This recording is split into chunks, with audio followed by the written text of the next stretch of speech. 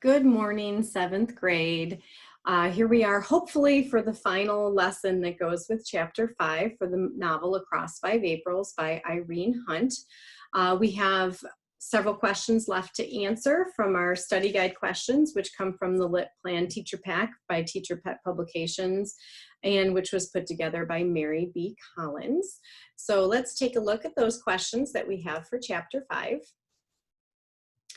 And we have answered questions 1 through 6 so far based on the lessons that you had last week. So just to review these, since I'm assuming you'll have had a weekend in between. Question 7, why did Mr. Milton want Jethro to leave early? And we were just starting to get into that part on Friday when I cut the lesson short. Question 8, what happened after Jethro passed the bird owl place? 9, what happened to Jethro and Dave Birdow by the bridge?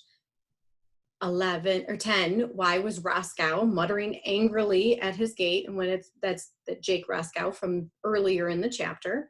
And 11, what did Jethro leave out of his original story to the family and why? All right, so if you would take your novel and let's turn to page 77. So we left off in the middle here somewhere because my internet was not cooperating last week. So let's take a look. The store owner had just told the editor to calm down when they refer to Red. That is Mr. Milton, but they call him Red because he has red hair.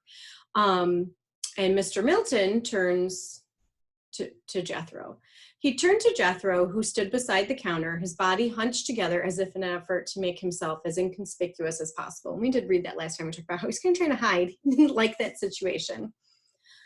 And actually, we had read through this part. Sorry, he apologizes that he had to do that, but he says he's proud of him for standing up for his brother.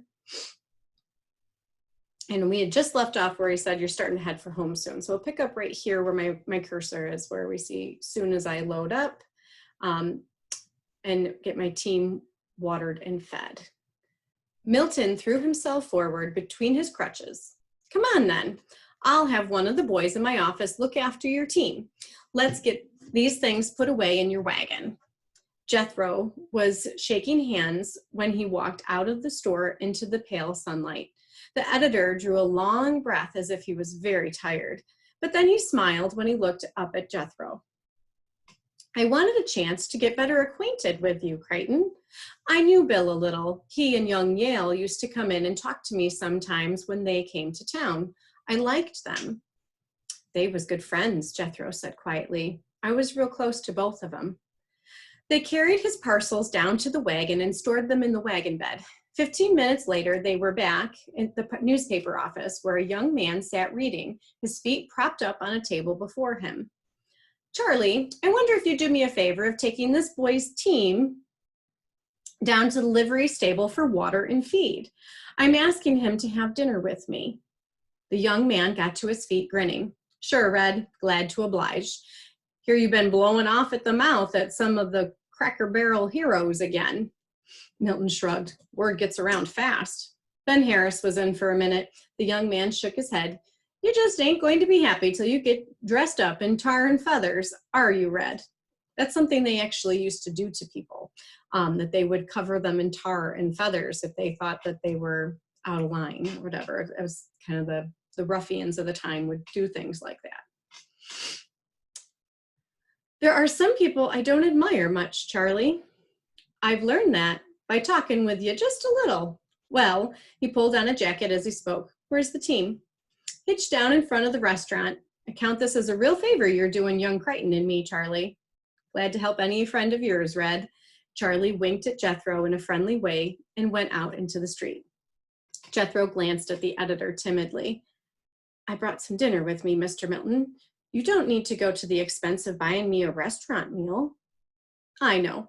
But I don't like to eat alone. And anyway, a boy who has made a long trip as you have needs something warm in his stomach. Come on, Mrs. Hiles usually has apple pie for dessert. The restaurant was warm and clean, full of the fragrance of roasting meat, freshly baked wheat flour bread, and strong, rich coffee.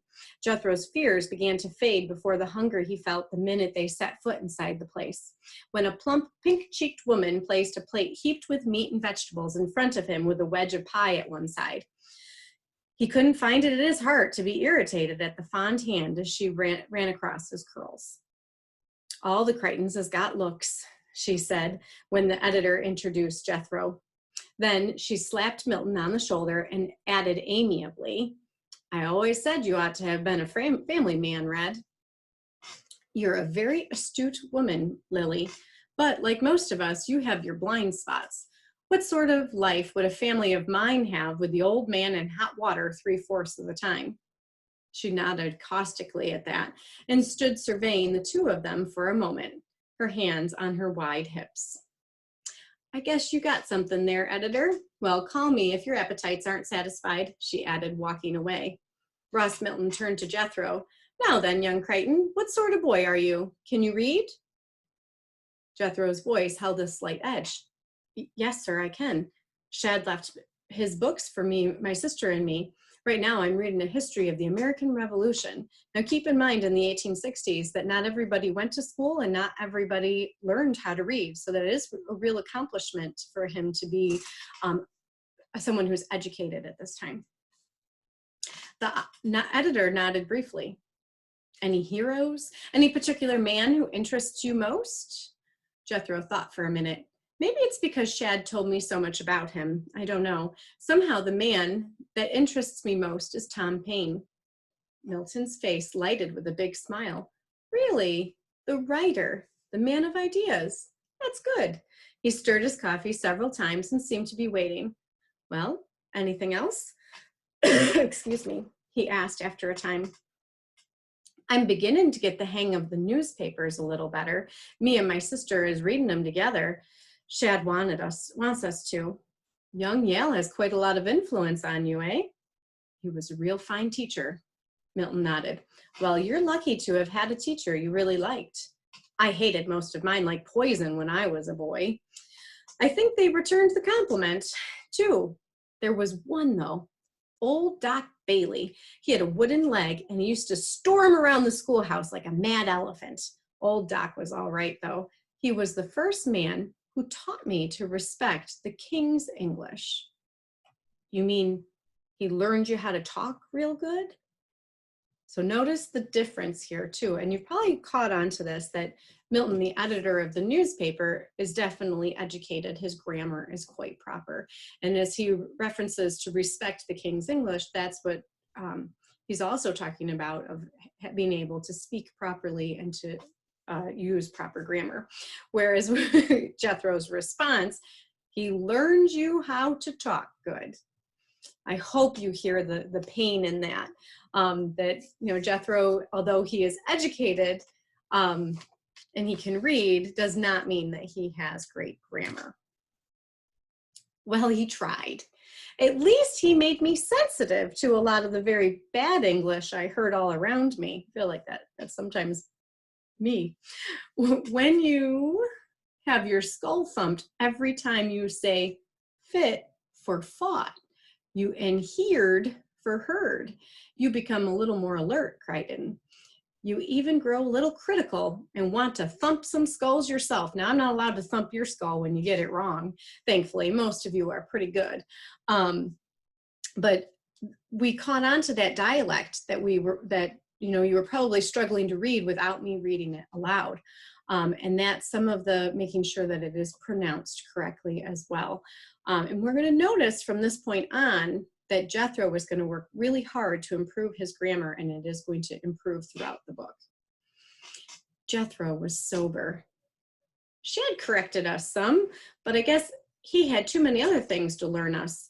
"I'd like to talk nice, the way you and him do," he added.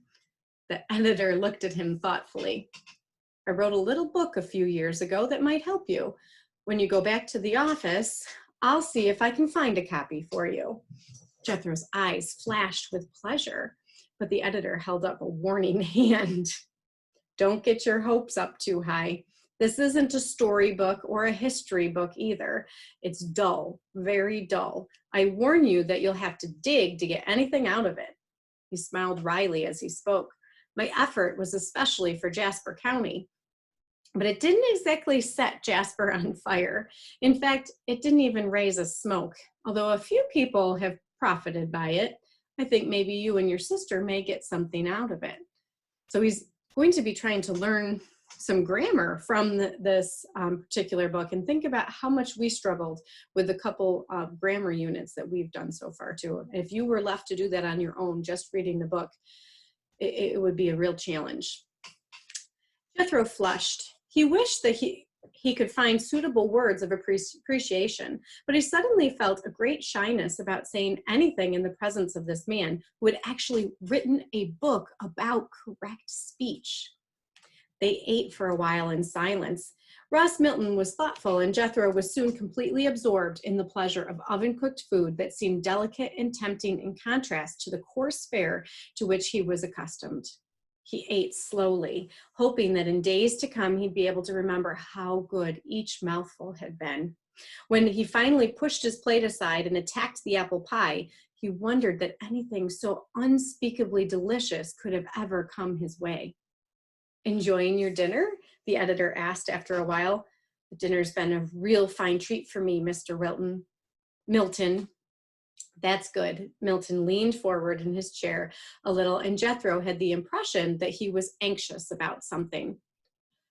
"You're starting for home as soon as we've finished eating, aren't you?" "I allow to." Milton hesitated. "The man who caused the trouble in the store a while ago lives out west of Rose Hill. That's on your road home, isn't it?" Jethro nodded. It had been pleasant to forget that affair in the store for a while. "He's quite capable of making trouble over this business of your brother. You must keep out of his way as much as possible." "I know. I don't like him." "Neither do I. He loves violence, so long as there's no danger in it for him, the way he loves whiskey. He'd join a mob to murder his own grandmother." The editor frowned as he tapped tobacco into the bowl of his pipe. "I'm pretty sure that he can't tear himself away from the saloon until late this afternoon, so I'd like to see you get started early. Do you have any more chores to do?" "Nothing except to pick up a newspaper for Mr. Roscoe." "All right, the St. Louis paper should be up from the Olney by now. We'll get one at my office." He motioned to Mrs. Hiles, and she came over to collect for their meals. She brought another wedge of pie in a brown bag and handed it to Jethro. And I do want to point out that this is the answer to the next question, that why is it that he wants him to get going? So that, and his name is Guy Wortman. He lives on the way and could be some real trouble, but he might still be in the saloon or the bar if he leaves early enough. "This is for you in case you don't get home in time for supper," she said. "I took it as a real compliment the way you plowed into the first piece." At the newspaper office, Jethro picked up one of the papers while Ross Milton hunted for his book. Our cartoon caught his eye. It showed an outraged McClellan falling head over heels from the top rung of a ladder marked General-in-Chief, to a lower one labeled Army of the Potomac only, while a stern-faced Lincoln stood close by and dusted his hands. Here was something to tell Pa. Matt's anger against McClellan had been growing by the week. Jethro remembered Shad's words when they had talked together only a few weeks before. "I would have guessed that McClellan was worth a dozen Grants."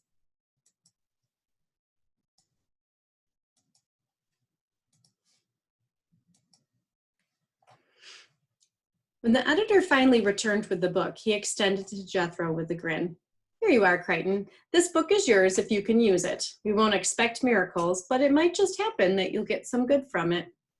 They shook hands, and Jethro felt good as he walked down the street to the hitching post where the young man from the newspaper office had tied his team. When he was in the seat and ready to leave, he looked back. Ross Milton, standing between his crutches in the doorway, waved to him.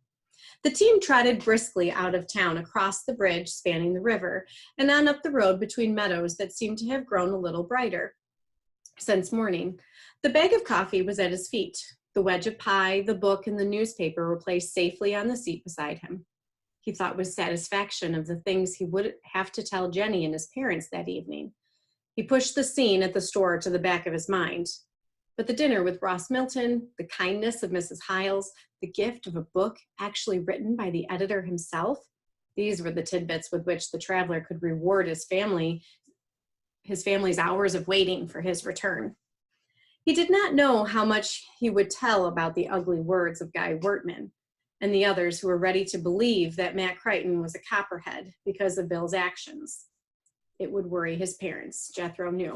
Now, copperhead, I kind of skipped over that last time, but that basically means that you sympathize with the South. And I'm not 100% sure the origin of that, but anytime they're referring to a copperhead, they're saying that it's somebody who might be sympathizing with the South instead of the North, which in a northern state is touchy.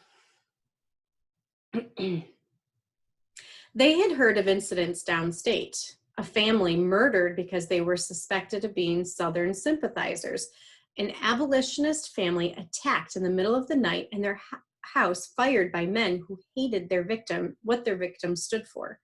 Southern Illinois was beginning to feel the tumult that had rocked Missouri. There was a tradition of a free state in Illinois, a tradition long since established with the opening of the Northwest Territory, but it was being challenged by thousands whose ties with the South were close of long standing. Jasper County was predominantly Northern in its sympathies, but there were many whose loyalty was secretly with the South or was suspected of being there. Now, the Crichtons were one of those families, a Copperhead family whose youngest boy spoke up for a brother who had gone south.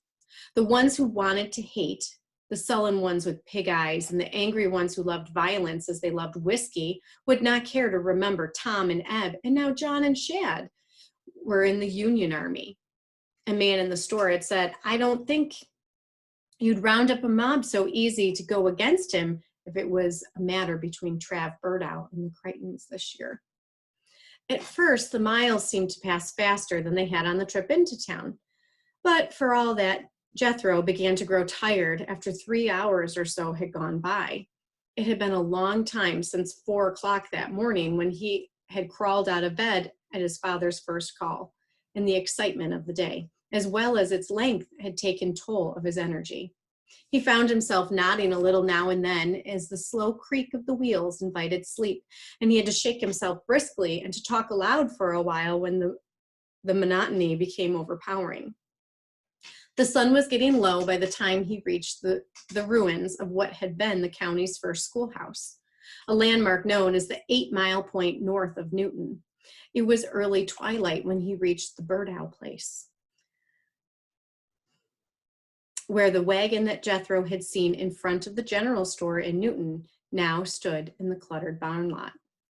2 dogs rushed out toward Jethro's team, barking shrilly and snapping at the heels and horses. A woman came to the door of the cabin and stood, half lost in the shadows, as she looked out at the passing wagon. By twilight, the place seemed even grimmer than it had that morning. The 2-mile stretch of woods road was just ahead, the hardest 2 miles of the trip, if one considered terrain. But to Jethro, the several yards along the dooryard in the barn lot of Dave Burdow's place were full of a sinister threat that made the woods road a welcome relief. When it curved among the trees and the Burdow cabin was lost to sight, he breathed easier and shifted himself stiffly on the seat as he prepared for the ordeal of mud holes and jutting tree stumps in the road ahead. The curve, however, was no sooner rounded than Jethro discovered that the vague dread he had experienced in passing the cabin had now become a reality. A man stood among the trees at the edge of the road, a saddled horse at his side. As Jethro approached, he walked slowly out. And if he'd known the wagon would soon be along and had been waiting, as if he'd known the wagon would soon be along and had been waiting, Jethro saw that it was Dave Burdow. With a curt gesture, he motioned Jethro to stop. "Like to ride with you a piece," he muttered, and climbed over the wheel and into the seat without raising his eyes to the boy's face. he led his own horse by a strap. Jethro shrank from the great bulk beside him with fear and revulsion. He did not dare look at Birdow, and he remembered the sullen pig-like eyes that had stared at him in the store that morning. He remembered, too, hearing usually mild Ed Turner speak in a loud anger about Dave Birdow a few weeks after Mary's death. "Decency ain't in him," Ed had declared. "He's had nary a word of human feeling for what happened to that little girl, nary a word of thanks that Matt saved his worthless boy from his neighbors. He's more of a dumb brute than a man." Dave Birdow was as silent as the darkness that was drawing in around them. There was no sound but the creaking of the wagon as it floundered through the sour-smelling mud and over mammoth tree roots. The air held a damp chill as if the sun had given a pale, late winter brightness to the streets, and Newton had been too weak to penetrate the dense branches above the woods road. The team was tired, the going slow, and a quarter of a mile was covered in only something less than an eternity. Jethro did not actually visualize the grim possibilities that faced him. He was still too much of a child, still insufficiently acquainted with violence to believe that bodily harm could possibly come to him. Ugly things happened, it was true, but to people who were distant, unknown people, not to someone named Jethro Crichton. He was afraid, but his fear was vague, and anger was as strong as fear when he thought of the precious bag of coffee and of the little gifts. Gifts were as rare for him as comfort or luxuries: the book, the wedge of pie, the handful of Sam Gardner's candy. There was the team, too, in the wagon. If a thieving Birdow took these, what could a boy who had been trusted with them say to his father? "You just have to keep a level head and use gumption," he had said confidently the night before. He tried to hold himself firm, but after a while the strain became too great, and a shudder shook his body with sudden violence. The silent man at his side turned then and looked at him for the first time. "You got no call to be afraid," he said roughly. "I ain't aiming to hurt you none." Jethro didn't answer, and they drove on in silence again for so long that he was startled when Dave Birdow spoke again. His voice was less rough this time, and it held a resonance of anger and sadness that made Jethro remember the stories he had heard of mad old John Brown. "There be things that's evil in these woods tonight. I seed evil a-passin' my place a while ago, comin' in from the shortcut road into town and reelin' in the saddle. I heard evil braggin' in the saloon today about layin' for a young'un on his way home." He reached over and took the reins from Jethro's hands. "I'd best drive till we're out of the brush," he added. "We're getting close to the place where some poisonous snake might strike quick." We'll pause there for a second. He is using the metaphor of a poisonous snake. So keep that in mind, that when something is going to come out and strike, it is not actually a snake that's going to attack him. Who would that snake be that he's referring to, that it would be referencing while he was in the saloon, that he was going to try to get a young'un on his way home? The world was turning upside down for Jethro. He felt as if he were someone else, someone looking from far off at a boy who had started from home with the team and wagon on a March morning that was at least 100 years ago.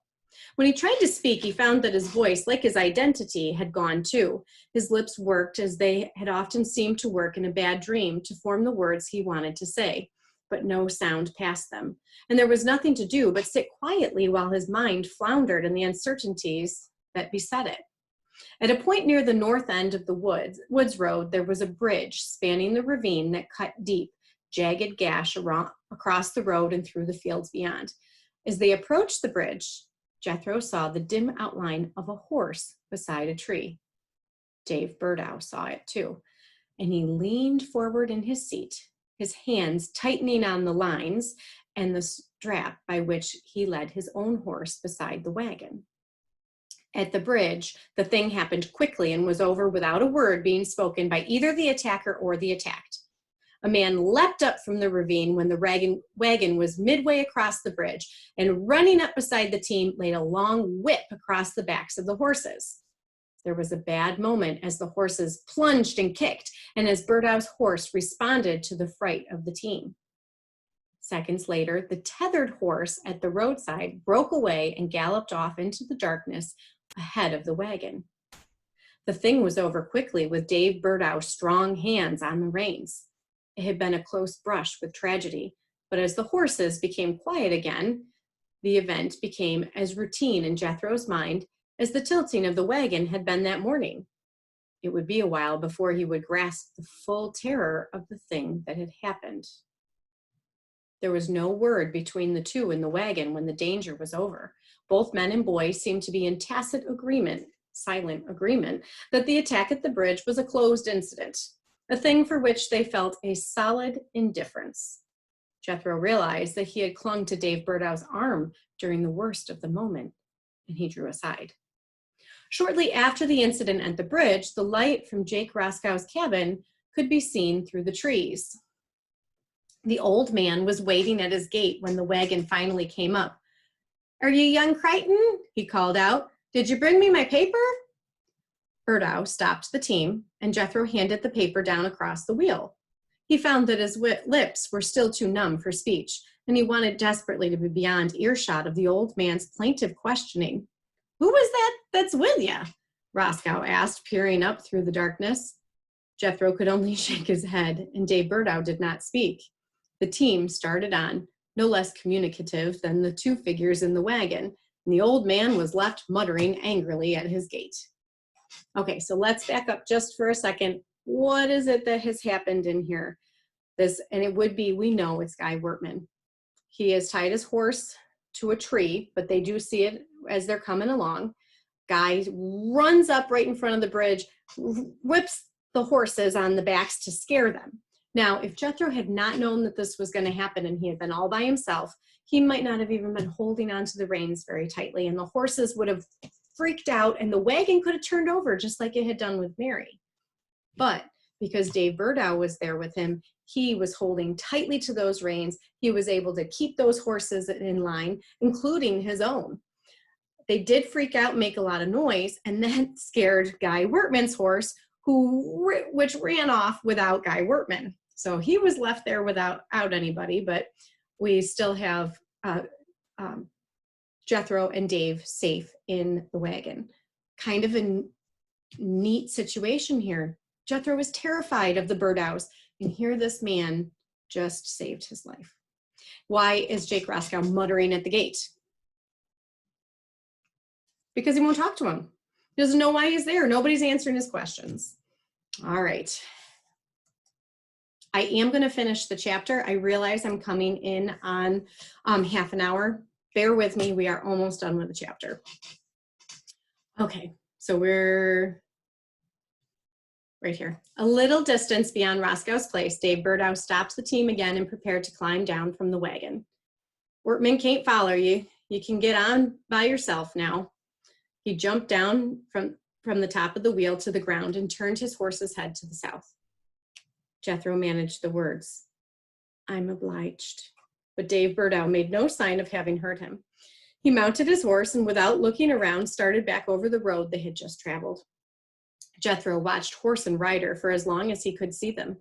Then he flipped the lines across the backs of his team. There were still 4 full miles to cover, and he was weak with a deep weariness that seemed to penetrate every muscle of his body. His head swam in a way that frightened him, and to protect himself against the danger of falling off the high seat, he slid down into the bed of the wagon and leaned against the side. The horses needed no guiding now. They knew they were on the last lap of the day's journey. There was a dim new moon, which he hadn't seen while he was in the woods, and Jethro watched it dully as home came closer step by step. His thoughts skirted the danger that had threatened him. He wondered instead if Guy Wortman's horse had run away for good and all. He wondered, too, what Dave Burdow would say to the woman who had watched Jethro from the shadowy doorway of the cabin. Then he slept a little and wakened suddenly to feel the seat and bed locating each parcel that he had brought with him from town. When at last he saw the light from the kitchen window at home, he urged the horses to a trot, and under cover of the wagon's rattling, the sounds of a few sobs amounted to almost nothing. A long rectangle of light appeared in the dark outline of the cabin while he was still some distance down the road. He knew then that his approach had been heard, that the door was opened, and that someone was coming outside to welcome him. At home, the relief of those who had waited was obvious in the excitement of their welcome. When the parcels were carried inside and the team cared for, Jethro sat beside her father at the table, with Jenny and Ellen facing him and waiting for all the news of his trip to town. They noticed his pale expression, and Ellen's eyes were tender as she recognized the signs of tears. But they would not shame him by asking if the trip had been too hard for him. They spoke instead of his purchases. He'd shown good judgment in the things he'd bought. They congratulated him on being able to account for every penny of the money earned through sales and expended for their needs. Jethro chose carefully among the day's happenings those things that he wished to tell them.